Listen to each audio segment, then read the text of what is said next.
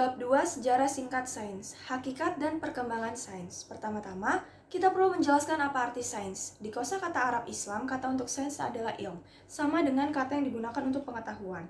Ilm mencakup segala bentuk pengetahuan termasuk pengetahuan yang diwahyukan. Kitab suci, pengetahuan keagamaan yang dibangun dari kitab suci, hadis Nabi, pendapat ulama, dan seterusnya. Ilm juga mencakup ilmu sosial dan humaniora, misalnya sejarah. Namun, kini ketika kata sains digunakan, yang dimaksud biasanya adalah ilmu alam.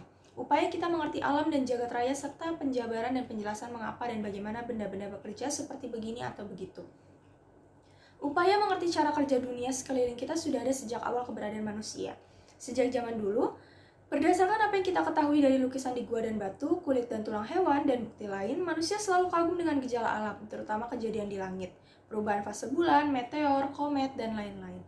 Manusia juga memperhatikan keteraturan di alam. Matahari terbit dan terbenam tiap 24 jam, bulan menjalani siklus selama 1 bulan, bintang dan rasi bintang muncul pada musim tertentu secara berulang, dan lain-lain. Selama ribuan tahun, manusia telah bertanya-tanya mengenai gejala alam.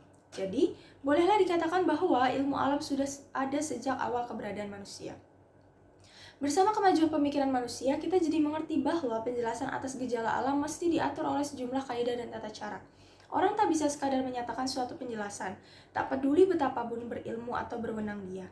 Harus ada bukti dan alasan untuk penjelasan itu. Memang, dalam pemahaman terkini mengenai cara sains bergerak maju, orang mesti mengajukan cara untuk menguji dan memastikan pernyataan.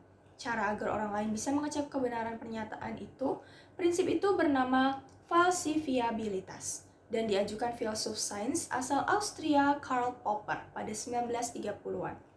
Sekarang, sains alam bisa didefinisikan sebagai sekumpulan pengetahuan mengenai dunia yang bermetode, ketat, empiris, didasari pengamatan dan percobaan, dan objektif, tidak bergantung kepada siapa yang melakukan percobaan, pengamatan, perhitungan, atau simulasi.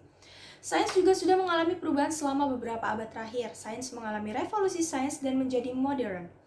Saya akan jelaskan nanti bagaimana sains modern secara mendasar berbeda dengan sains kuno atau primitif. Contoh, perhatikan bahwa saintis itu kata baru. Pertama kali diciptakan William Whewell pada abad ke-19. Sebelumnya, orang yang meneliti alam dengan cara sains disebut filsuf alam. Maka kita perlu mempelajari perkembangan sains sampai mencapai bentuk modernnya, serta bagaimana dan mengapa sains kadang mendapat penolakan dan sanggahan dari beberapa orang. Satu pertanyaan terkait harus dibahas sebelum saya menyajikan sejarah singkat sains.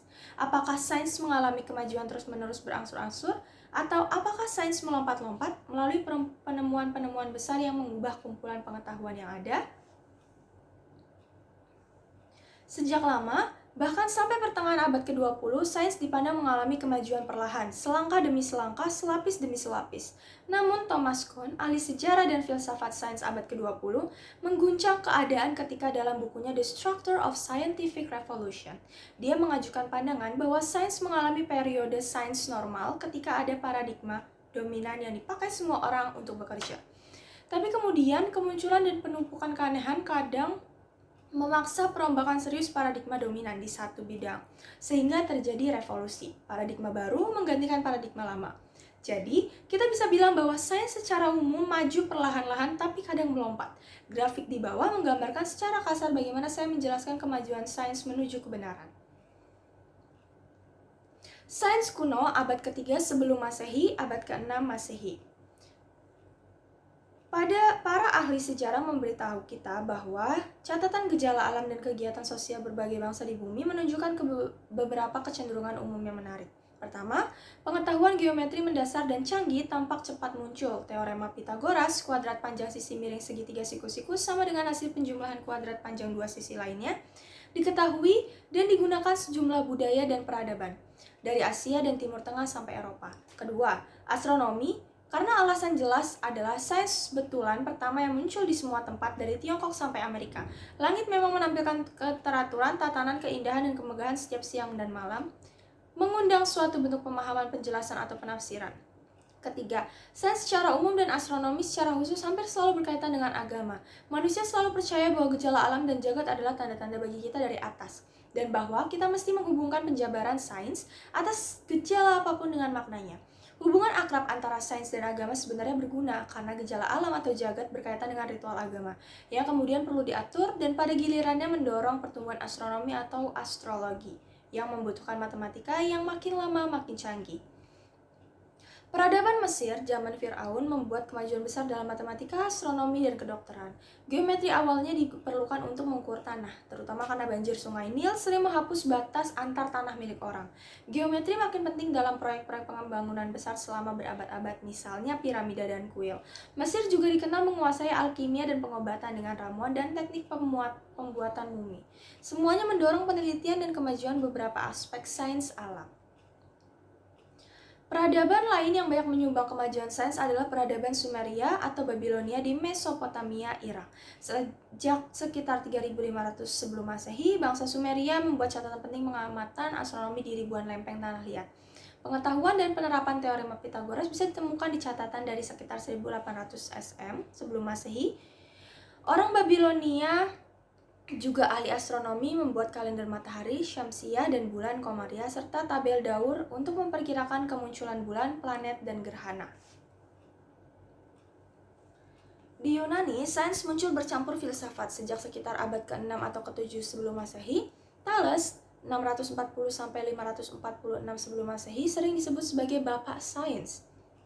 Dia mencoba memberikan penjelasan sains yang menyeluruh untuk semua gejala alam yang diamati. Dia percaya segala hal dapat dihubungkan ke air dalam 3 wujud, cair, padat, dan gas. Contohnya, gempa disebabkan goncangan air tempat daratan mengambang. Thales juga percaya bahwa gejala alam mewakili kehendak ilahi yang mengarahkan segalanya ke tujuan tertentu. Sesudahnya, filsuf atau saintis Yunani mendasarkan pandangan dan teori mereka mengenai alam kepada 2 kaidah penting. A. Alam semesta itu teratur. Kata Yunani kosmos, alam semesta berarti teratur. B. Dunia bisa dimengerti dengan cara rasional, makanya filsafat berkembang.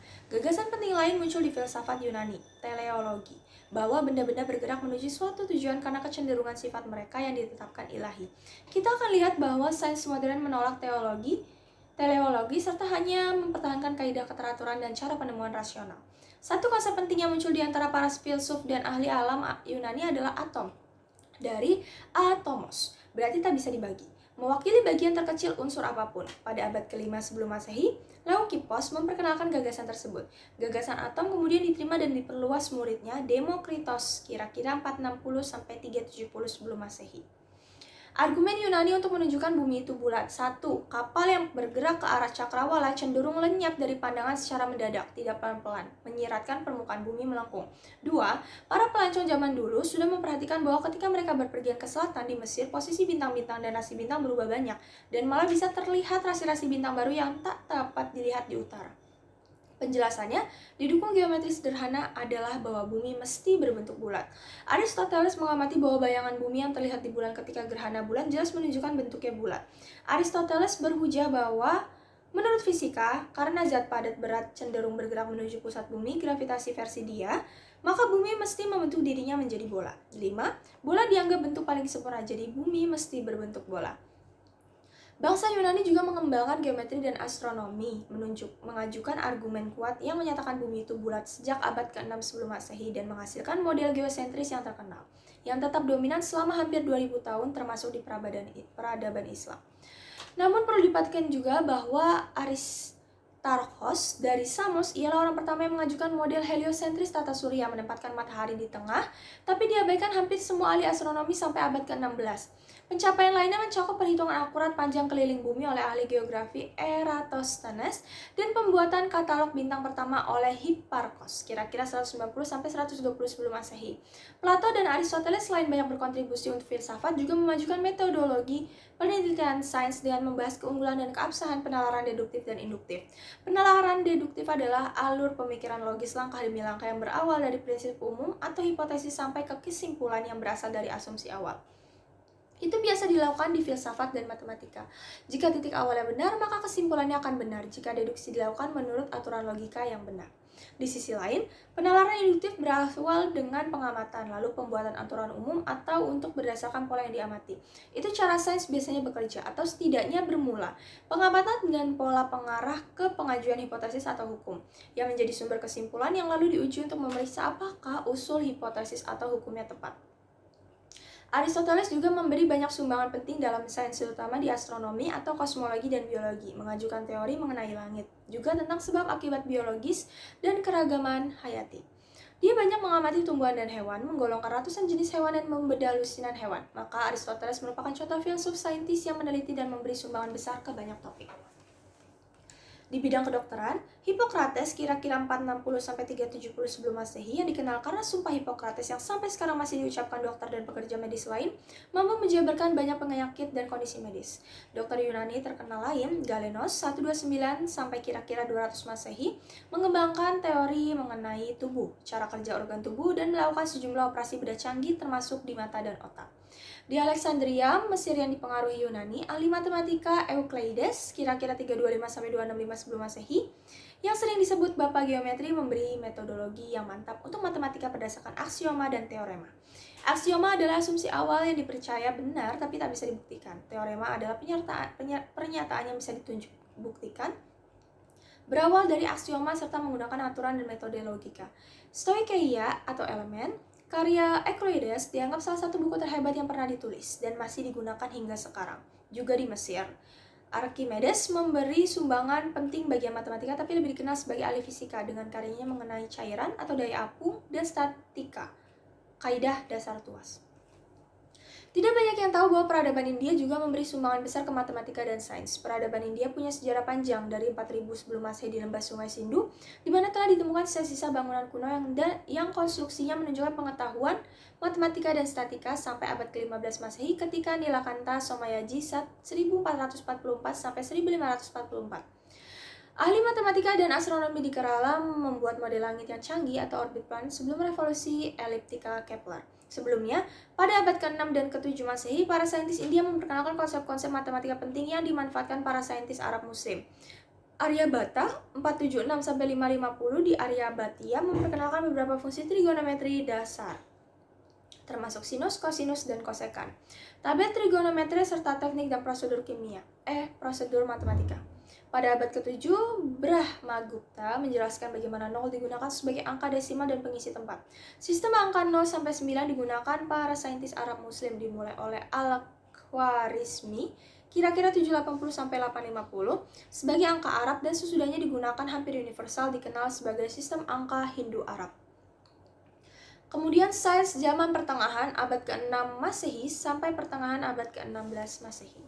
Peradaban Tiongkok juga membentang selama beberapa ribu tahun mencapai zaman pertengahan ketika mulai berhubungan dengan peradaban lain. Pertama-tama dengan peradaban Arab Muslim, lalu dengan peradaban Barat. Para saintis Tiongkok mendapat banyak penemuan luar biasa dan memberi kontribusi untuk sains dan teknologi termasuk kompas, kertas, roket, dan lain-lain. Sementara 0 tak digunakan sebagai angka dan jumlah tersendiri, 10 dianggap suatu jumlah. Dan pada abad ke-1 Masehi, angka negatif dan pecahan mulai dipakai. Belakangan, para ahli matematika Tiongkok mengembangkan teknik untuk menghitung pangkat 2, pangkat 3, dan pangkat lebih besar lagi. Untuk menjawab soal linear, kuadrat, dan kubik, di aljabar dan geometri juga terjadi perkembangan. Di astronomi, pengamatan di Tiongkok adalah rangkaian sinambung terpanjang pengamatan berbagai fenomena, termasuk gerhana, bintik matahari, komet, dan supernova, yang paling terkenal pada 1054, menghasilkan apa yang kini tampak sebagai nebula kepiting. Ahli-ahli astronomi Tiongkok juga piawai dalam menghitung posisi planet dan tanggal gerhana. Tak lama sesudah muncul di panggung dunia, Islam menghasilkan zaman keemasan pengetahuan dan sains yang berlangsung selama 1000 tahun. Para ahli sejarah dan komentator menunjukkan berbagai faktor yang menjelaskan ledakan kegiatan itu. Quran, yang mendorong muslim memikirkan ayat-ayat Allah di langit dan menyelidiki bumi untuk mencari pengetahuan. Hadis yang meninggikan posisi orang berilmu sampai ibadah, sholat, puasa, aturan transaksi keuangan, dan lain-lain yang diwajibkan kepada umat Islam. Waktu sholat, arah kiblat, pembuatan kalender Islam untuk acara-acara keagamaan, Ramadan, Id, haji, dan keperluan sipil, pembayaran gaji, utang, dan lain-lain. Hitungan zakat, pembagian tanah dan harta waris, semuanya memerlukan astronomi, trigonometri, dan aljabar. Ketika Al-Khawarizmi menulis buku aljabarnya yang bersejarah, kitab Aljabar wal Muqabalah, sekitar 830 Masehi, dia membukanya menggunakan kata-kata yang berhubungan erat dengan kebutuhan keagamaan umat Islam. Kecintaan kepada ilmu yang Allah anugerahkan kepada Imam Al-Ma'mun telah mendorong saya menulis karya singkat, membatasinya kepada apa yang paling mudah dan berguna dalam menghitung, seperti apa yang selalu dibutuhkan orang dalam perkara waris, pembagian gugatan hukum dan perdagangan, serta urusan mereka satu sama lain. Satu contoh yang dia berikan adalah perempuan yang meninggal dan mewariskan hartanya ke suami, 1 anak laki-laki dan 3 anak perempuan menurut aturan waris Islam. Al-Khwarizmi menunjukkan bahwa masalah itu bisa diubah menjadi persamaan aljabar dan perhitungan sederhana memungkinkan kita mengetahui bagian tiap orang. Dia lalu menunjukkan bahwa soal-soal yang lebih rumit termasuk penentuan zakat bisa dijawab dengan cara yang sama. Para ahli sejarah dan komentator juga menunjukkan budaya sains yang ditemukan kaum muslim ketika memasuki tempat-tempat seperti Mesopotamia dan lembah sungai Nil, dan menemukan sistem irigasi canggih, pengetahuan kompleks mengenai kehidupan, dan keahlian teknik canggih dalam kerja tekstil, kulit, kaca, dan logam. Sesudah berinteraksi dengan para sarjana India, Bizantium, dan negeri-negeri lain, umat Islam belajar cara penelitian dan pembelajaran sistematis yang kemudian menjadi sains. Saintis Muslim menganggap percobaan sebagai dasar sains, bahkan lebih mementingkan percobaan daripada orang Yunani yang lebih unggul dalam hal teori dan pengembangan sains. Maka Ibnul Heitzman, kira-kira 965 sampai 1040 Masehi, salah satu yang terhebat di antara ribuan saintis pada zaman keemasan peradaban Islam, diakui sebagai salah seorang pembangun pertama metode sains yang sering dianggap sebagai ciptaan Prancis Bacon yang hidup sekitar 500 tahun sesudahnya, yang mengutamakan pemeriksaan kebenaran hasil atau anggapan apapun lewat percobaan.